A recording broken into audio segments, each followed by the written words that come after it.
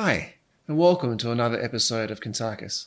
My name is Michael Yon, and this is A Few Adventures, number 3. These are some conversations and adventures that were captured on the phone, so the quality of sound isn't quite to its normal standard, and these are all on separate occasions. So just to start off, Kuntarkis is going to explain a little bit about how he's becoming more familiar with connecting with his spirit. So yeah, here's Kuntarkis. I mean, I've had some marvelous experiences lately, and I know, but the reason I've been talking to my spirit, right? And I say similar things. I'll cut it right down, but I say similar things like this. I close my eyes and I say, "Hey, spirit, how are you? I know you're there. I know that at night you come out of my body and go into spirit world. We need to understand who we are. We are duality, real duality. Yes, we have our own identity as an individual, where you go out at night and I lay in bed, and in the daytime I go out and do things and you're inside of me, basically. But we are duality, but we're still single units. So we need to share our experiences more and more. We need to help create more and more experiences of magic. And I've been doing that for now probably 5 weeks. Well, I think in the last week and a half, I've had some very magical experiences. And one was not last night, the night before. It was where I came out of my body and I entered into another dimension. I don't know where I was, that's for sure. But I was doing all this magic. And what it was, eventually I saw myself pushing this white car. And behind me, there was a man and a woman pushing a four-wheel drive. Like, in other words, it was one that didn't have a roof at all, but it had metal bars going across. It looked like something that would be in Africa, like a Land Rover. And they were pushing it. And they were wondering, like, who is this person in front of us pushing this vehicle through this long grass? And I stopped for a moment because I felt and heard that. And I said, "Hi, my name is Kuntarkis. How are you two?" And I didn't know the reason why I was there at that moment. And they said, "Oh, we're good. Just a curious question," he said. "Why are you pushing this car through a jungle with long grass?" "I don't really know." "What?" "I really don't know. All I know is I'm pushing it and you're following me." "Oh, all right. Look, up ahead, there's some clearing. Let's get out of here first in case there's a lot of snakes." And the woman just sort of said, "Oh, no, snakes. Let's move. So we moved. And I pushed the car through onto this big opening. And I looked at them and I said, "Do you know what I said about life?" And she said, "What's that?" I said, "We are capable of doing anything. We're limitless. But here we are pretending to be physical. Now, you two aren't physical any longer." "What do you mean?" "Well, you had a really, really nasty accident. And you rolled and your vehicle blew up and you both were charred, crisped. And I'm just amazed that you still aren't crisped. You're actually all good. So that's a brilliant step forward." Well, I don't know, but all we know is our vehicle is out of petrol and we're pushing it. And I walked up to the vehicle and I said, "Really?" I said, "Well, how solid is your vehicle?" "Oh, it's a really good one." And I put my hand on the bonnet and I said, "Well, so if it's so solid, my hand wouldn't go through it." They said, "Oh, no way." And I put my hand go right through it. And a look on their faces. And I said, "Here, shake my hand." And I shook their hand and they felt my hand was solid. They said, "How did you do that?" I said, "Well, we are no longer in the third dimensional world, which is a vibration, which is what all humans live in, to be physical. You are no longer physical because your bodies have perished. They're laying back somewhere there, probably rotting away for a very long time, probably 10, maybe 20, 30 years. But how come we're here?" I said, "You are spirit." I said, "I'll show you something." And I picked up the car, and it was only a small car then. Isn't that strange how it changed from a large white vehicle, like a sporty vehicle, to a small one? And I said, I'm going to fly, and I'm going to use this car as my magical weapon. And they looked and started laughing at me. And they said, oh, I think he's a bit wacko, this guy, let's get out of here. And I started flying. And I was flying like Superman for the first time, which normally I never do. And I'm flying all around. And they were just amazed. And they came over closer to where I was flying, and I flew down. I said, what do you think? They said, how did you do that? And he put his hand on my shoulder, and my shoulder was solid. And he said, but you're solid. How can you fly? It's just not possible, not scientifically possible. I said, yeah, that's what we're taught. Not to believe anything that is unusual. Yet here you are. You're a spirit. And you've been around for a few years now in spirit world, thinking that you're physical. I said, look over there. There's an old cabin. Look at it. It's a large one up on those big rocks. I said, let's go over there. And they said, what about our car? I said, don't worry about it. It's no longer there. And they turned around and it was gone. They said, where is it? I said, it vaporized because it wasn't real. Because you're starting to think. You're starting to think that maybe I am dead. So your vehicle just vaporized. I said, I don't have the white one anymore. And they looked and they couldn't see it anywhere. They said, we'll stay with you. So we walked over on this massive plateau of solid rock that looked like somebody had removed the top section off a mountain. And it was pure rock, beautiful and shiny, and it looked absolutely marvelous. And it looked like granite, that bluestone granite. And we walked, and I walked over to the edge and I said, oh my God, the guy said, and the woman looked over and she was sort of pulling back and she said, my God, how deep is that? I said, oh, probably about 500 or 600 feet. I said, I'll show you something. I'm going to leap off the building. And the guy said, but you'll be dead. I said, no, I won't. Are you physically dead? I said, no, my body is back in my bed. But we're dead. I said, that's correct. So I leaped off and I let myself fall. And suddenly I just flew off vertically. And I flew all around and I went right down and I hit the water. And I went flying along and it created like these two massive streams of water, like a jet boat going past. And they were just amazed. And I flew back up and landed. And I said, see? And they looked and they said, oh my God, we really are dead. And then I looked up and I said, oh, look at that. There's a guy up there. He's a leather maker. I said, hello in there. And he literally waved and he walked down with his dog and he had a dog with him. And I knew he was dead. He'd been up there for a while and his body died up there. That's where he stayed. He built the cabin and his wife passed away. They never had children. But he had a dog. So what he did, he recreated the dog. And eventually, cutting the story short, eventually the dog dissipated because he had a realization. And he said, oh, so I'm dead. I said, that's right. He said, how long have I been dead? I said, 42 years. And he goes, oh my God. He said, my wife died a long time ago. I said, yes, she did. And I said, you buried her. He said, that's right, I did. And he said, then I died. I said, that's right. And he said, do you know what I do? He said, I'm a leather maker. He said, I make leather bags and shoes and I take them to town and I sell them.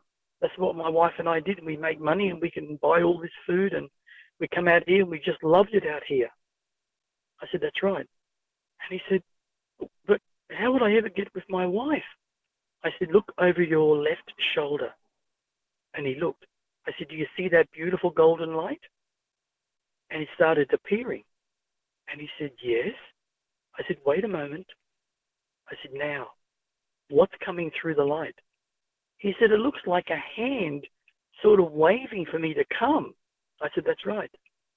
That's your wife. She wants you to come. And he looked at me and he said, I don't know what to say. I said, don't say anything. Just go to your wife. And I said, you'll be reunited in happiness because you both had a beautiful love. He said, yeah, he said, we did. And he said, "Thank you, mate," he said. And he started walking off backwards, and then he turned back again to face me, and he waved. And as he turned around, his hand came and touched his wife's hand, and a smile on his face, and she just pulled him in. And that was it. And then the couple that were there were just gobsmacked. Their mouth was dropped, and they said, "Well, if we're dead, what do we have to do?" I said, "Just in front of you, right there, look. You see that silver light? Yours is silver." They said, "Yeah, just go through it. And you'll no longer keep reliving your nasty experience. It's all done. It's finished. Gone.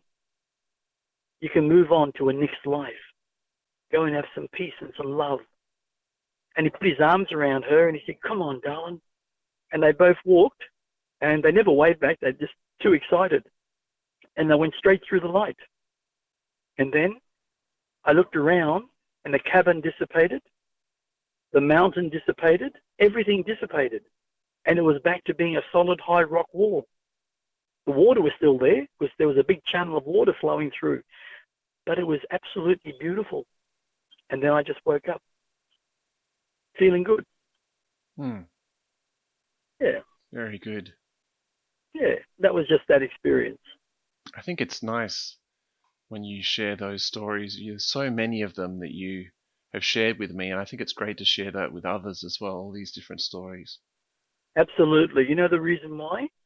It's to help ignite their experiences, to make them think and remember that some of their experiences were really positive, and you can learn so much from them. Where some people, because they're so fearful in their own emotions, they have really negative experiences, and that's what they create in their life every day. And so when they go to sleep, they create the same mess because they don't have the knowledge to understand.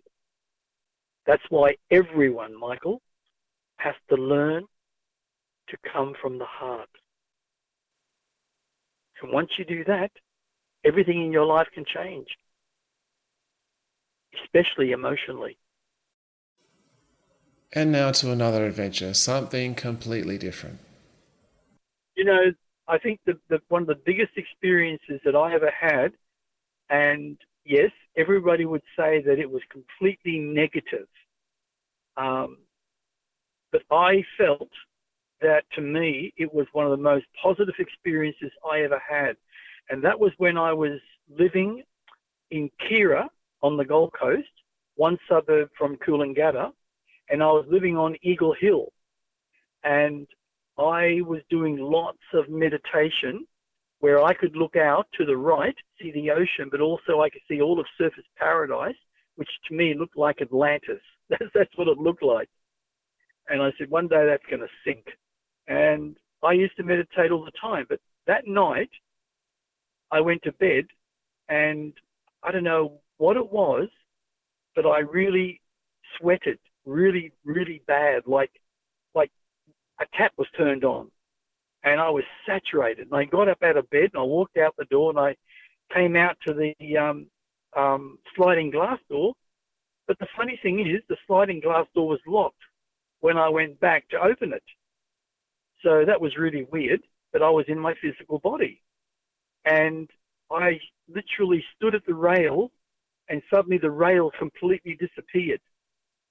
And I'm about 40 foot from the ground up. And suddenly I looked out, and I felt this magnetic pull. And I literally was pulled off the actual veranda, and I was taken to this massive sinkhole. It was like bottomless. And in the center of it, there was one post, an ancient type of post, looked like a Roman post of concrete that seemed to go down and down and down to nothingness.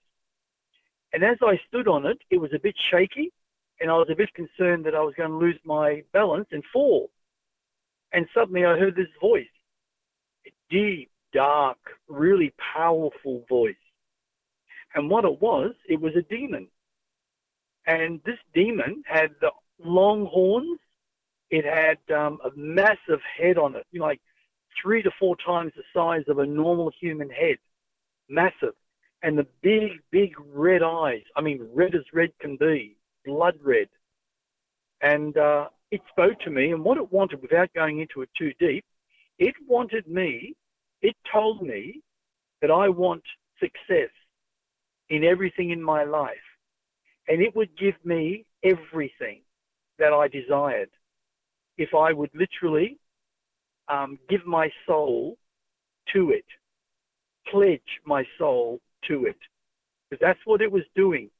It was trying to get souls because of the type of energy, so powerful, and it grew bigger and bigger, and it was probably like, say, 4 times the size of a normal big man. If you looked at Arnie with his muscle structure, this thing was at least 4 to 5 times bigger.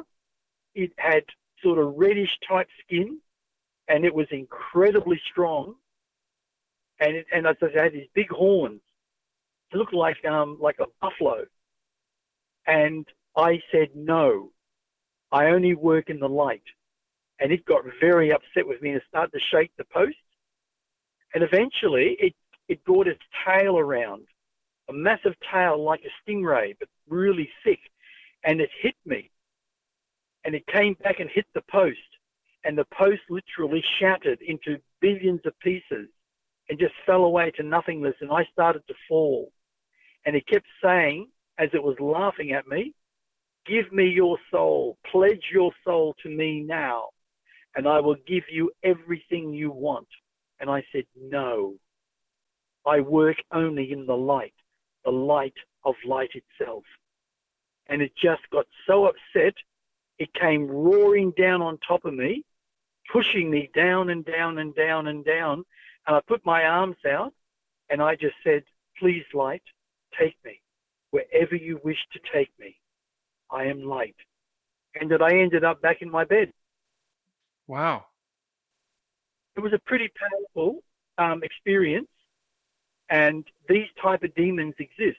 Really? Tell me about the demons and what had he actually gained lots of strength because of literally what he thought was other souls? Or what's the technicality there? I think what he was doing was taking the spirit, not the soul. I think he was actually confused in his own terminology, and I think he meant the spirit, because by taking the spirit, he also gains their energy, their living energy, which makes him more powerful. And because he becomes powerful, he can actually help guide you in the direction that you want to go in life, and you can become successful. And I believe a lot of these people, like these elite criminals, have had similar experiences, and they've literally faltered and gave in because their greed wanted more. What about celebrities as well? Yeah, probably celebrities, yes. Yeah. This next adventure has an interesting twist. You know, I had an experience last night. I mean, I won't go into it too deep because it's probably a bit boring. It was pretty basic, but it went through the whole night. Wow. That was the most fascinating thing. It felt like I didn't wake up once. I went right through the night till 5:45 this morning, because I get out of bed at 6. And I thought about it for a while, and it seems that I was working for some sort of company, but I was there as an observer. And I was dressed in like a silver suit, and my hair was a little bit more fluffier, but it was me. And everybody it was like a massive building, tall building that this office was within. And they could have been lawyers for all I know. And it looked like they were having some sort of meeting. And I remember looking as I sat down behind them all, and I saw this lady sitting in front of me in a black dress, long black, not probably halfway down her knees. And she was sitting there with this long black hair, and I said, I know you from somewhere, but I can't work out where I know you, but I know you. You said to yourself or you said to her? No, I said to myself. And out of nowhere, this guy comes walking out of this office door on my left, and he gives me the funny look because I'm sitting there with my leg over my other leg folded and holding onto my shoe. And I was looking at my shoe, and they were silver shoes, like silver suit, silver shoes. It was really interesting. And he looked at me. Now he was sort of like he keeps his head shaved, and he's probably in his 50s or very late 40s. And he had, what type of suit? It was like a charcoal, I think, like a charcoal suit. And when he went past, the look he gave me was like saying, who are you? But he was curious, but he didn't say anything. And he went in, he said hello to everyone, and then he came back and went past me again, looked at me like a little annoyed, but not annoyed. It was strange. And this is how the whole night went on. I was listening to all these conversations, and they were definitely, I reckon, lawyers discussing all these different cases and their successes and all that. And I found out something. It was 9/11. They all died. Oh, they were still caught in that loop, were they? Yeah, still caught in the Wow. loop. And So they're all dead. they're all in the afterlife, not aware that they're dead. No, not aware. Maybe some are, but most of them aren't. And they're pretty well, like, say, above the top floor, like, pretty high up. And the plane hit below them. And that's why the building caught on fire so bad on the top level, because the fire goes up. It doesn't go sort of down as fast. And then I heard something very strange. I heard all these explosions, Michael. And all these explosions were going off. But it wasn't the plane that was exploding, because the plane already exploded. The fuel exploded, so it ignited upwardly, not downwardly. But it was like, maybe 11 minutes after it exploded, all these charges went off. And I sat there, and I was still sitting there while everyone else is panicking. And I'm saying, this is 9/11. And I saw the reality, the truth, that those buildings were literally sabotaged down in the car park with massive explosives on their major beams, or their major posts. And once it blew out all the posts, the whole building caved in. And as it caved in, I can see all the floors passing me, and I was still sitting on this chair. And I saw the building fall below me in a massive crumble. And then I looked down and I saw my chair was falling, so I stood up. And I said, wow, I'm actually seeing what really happened. And it connected directly with the CIA. It connected. I felt the connection that they got the military, or they got what they call mercenaries, to purposely set that up so they could literally kill off whoever. And that was the whole purpose, was to kill off people. And it was particular people. Now, wouldn't it be interesting if it was all these lawyers? Because these lawyers also had people that they were representing in that same room.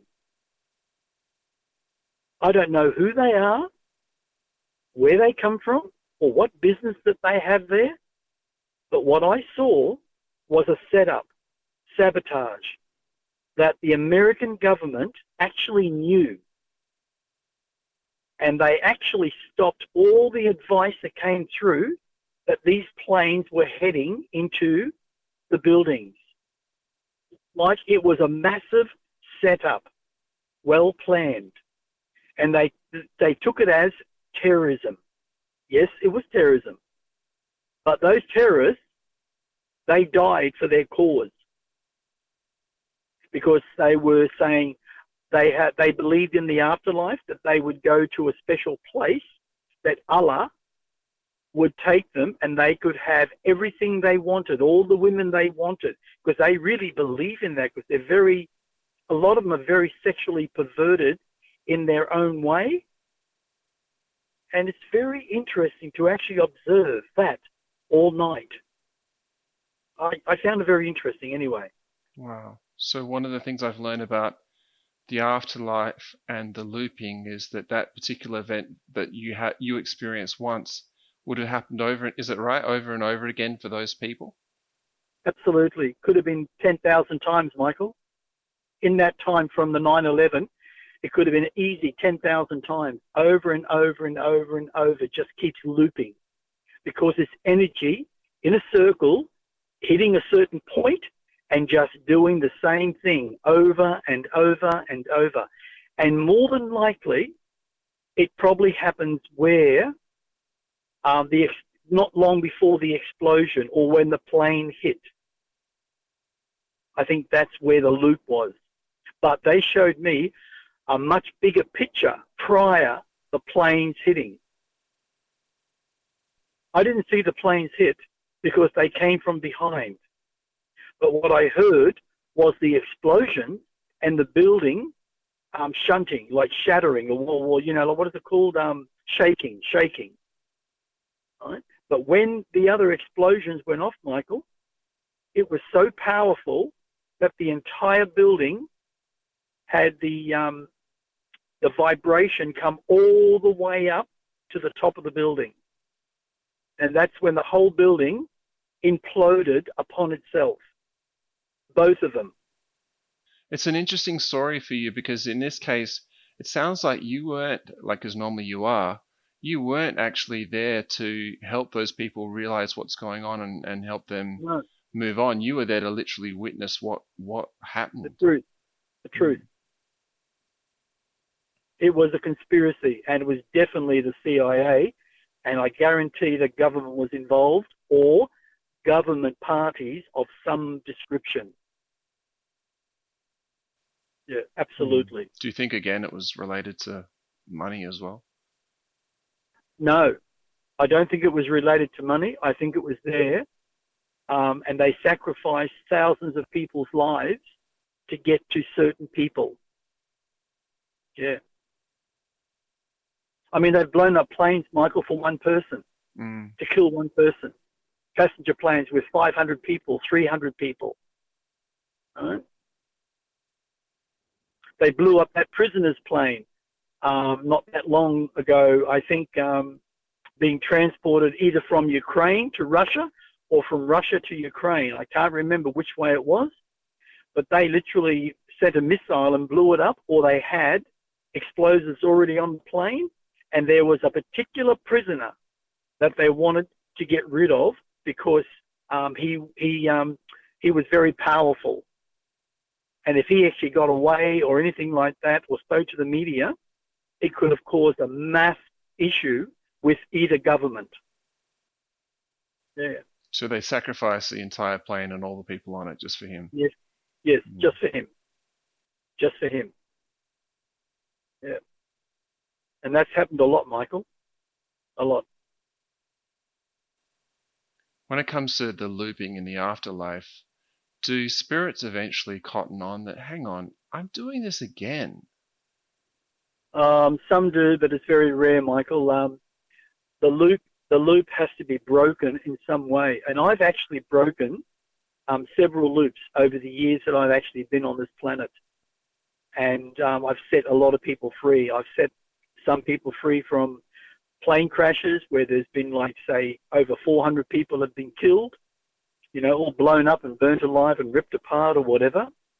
And it's a horrifying experience, even for the person trying to help, to actually see the misery and the pain. And a lot of the times, those planes are told to fly even if they've got a problem. They prefer to use the plane, whatever.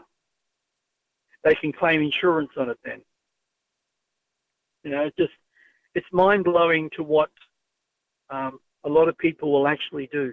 Yeah, very, very sad. Wow. Very, very sad indeed.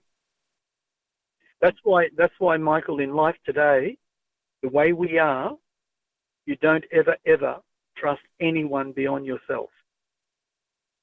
And if you want to trust someone, you go by your heart. If that person's got a real heart and they come from the heart and your heart feels good about it, then that's okay. But you have to, in life today, unfortunately, be very wary of who you have as friends or what you believe they are as friends. Because in a lot of situations, they'll either put you down or stab you at the same time. Not literally, I mean, but emotionally and from that perspective. Which is sad, really. Yeah. Yeah. Got to learn to put more trust into our own heart and less into our own ego. And absolutely. This final adventure is recorded from the shed of Kuntarkis, where his young son JC is playing around. So there's a bit of extra noise that we apologize for. I danced with a snake last night. Are you kidding me? No. Yeah, I remember coming out of my body and I thought I was going to go and do something else. I wanted to go and have a look at the house and I wanted to sit and watch a movie in my spirit world house. Oh, yeah. Castle. And yeah, I got a movies going, by the way. That's fantastic. I only have to think. This is no joke, mate. This is fantastic. Yeah. I only have to think of the movie, the title of the movie, and I can bring it up on screen. Now, that is mind-blowing. Yeah. I haven't told anyone that. It's only just happened. It's only just happened in the last few days, and it's happened now to me twice. And I said, "Oh my God, I can bring up movies from my mind." So that means when I watch a movie, it goes into my cellular memory, and I can literally bring it up because my cellular memory is living energy, and it's with me when I'm a spirit. Wow. But anyway, about the snake. I remember coming out of my body and I was just about to enter into spirit world and I heard this strange sound. And I was walking around still in the physical world and I suddenly looked over and this snake just raised its head. And it probably would have been about, if you measured around its body, the main part of its body, it would have to have been at least 15 centimeters, which is 150 millimeters in diameter. It had a really big, thick head. I'm not sure what type of snake it was. It would have been about 15 feet long, and it raised its head. It didn't have a normal shaped head like normal snakes do. It was different, and it was sort of a darkish brown. I never had any stripes on it or different coloring, just brown. And it started to come over towards me. And I stood there looking at it for a few moments and it came right about 2 meters in front of me. And then it looked at me and then it literally raised itself right up about a meter. And it looked like it was going to be in the position to strike. And it did. It went for me and I moved so fast, it shocked it. And then it came at me again, at least 8, maybe 9 times. And then it stopped. And then it laid back on the ground and curled up in a circle. And I sat down and folded my legs and looked at it. And I was about 70 centimeters away from it. And I could see its eyes watching. Hang on, just having a coffee. I could see its eyes looking at me. And suddenly it sprang out to bite. Wow. And I grabbed it. My 2 hands came straight up and grabbed it just beyond its head. And it was pushing its body to try and strike. And I looked at it and I said, "Why?" I was told to. "Are you trying to scare me?" "Yes," the snake said. It spoke to me. And I said, "Who told you to do this?" "I can't tell you." I said, "Are you a snake in reality?" "No, I'm a demon. I'm in the form of a snake." I said, but I'm a spirit. He said, it doesn't matter. If I bite you, I'll infect your energy field and it will make you sick. And they want you dead. I said, really? I said, look, do you like doing this? And it went very silent and it bowed its head down a little bit. And they lifted its head and said, no, I do not. Then why do you? Because I'm being controlled. I can't help myself. And I said, you know, you can change. I can't. I said, you can. Anything can change. How? And I said, you have to use the light. No, the light will melt me into nothing. I know that. I've come to you before when you laid in your bed, but you zapped me away. But I was in the form of an animal. I said, oh. I said, okay. What if I show you how to use the light and it won't harm you? In fact, it will help you. You'll not be able to use the light for evil, but you can make it your friend and it can save you and you can break away. I want to break away. I want to break away. I said, all right. If I let you go, are you still going to strike me? It said, no. I said, are you sure? I put my honor in you. So I let it go and it went straight back down and laid on in that circle of its body. And it said, tell me, please. So I put my hands over it. I moved closer. I put my hands over it and I brought in all this living energy, divine living energy. And I made it green for healing. And I poured it down into the snake and the snake changed color. It went to green, lime green, from dark brown to lime green. And the energy, like an aura, was around the snake and it stayed around the snake. And it looked up at me and it had a smile on its face, no longer vicious hatred or anger. And it came up to me and it said, can I come closer to you? I said, yes. And it literally wrapped itself all around my body and put its head over my left shoulder and touched my face with its side of its face. And it said, you are my friend forever. You have set me free. I know now the power of the light. They kept it from me, but no longer because you gave it to me. And I am honoring you for being my friend. I must go. I have something to do. And it left me. And I sat there for a little while. And I said, wow. And I stood up and I walked through, but then I woke up. I walked through into the spirit world, but I woke up. And I was amazed by the experience. And I just don't remember anything else. Wow, cool. Yeah. Yeah, good job, you said.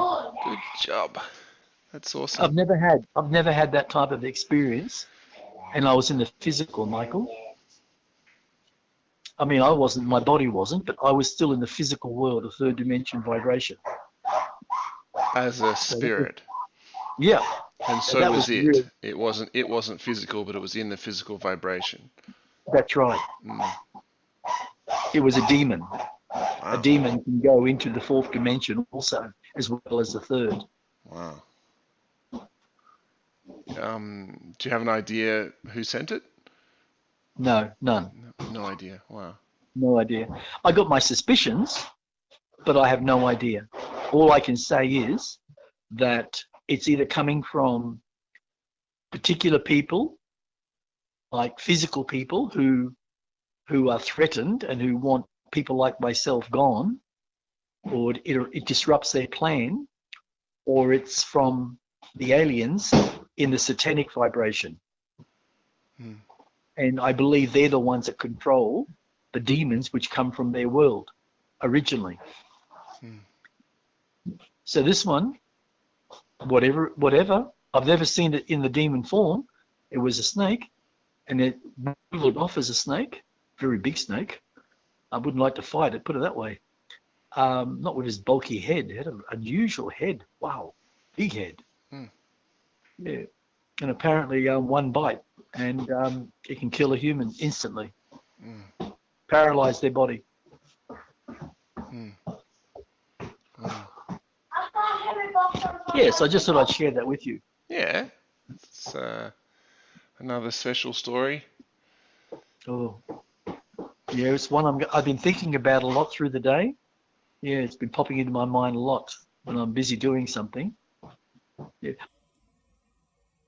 This concludes A Few Adventures.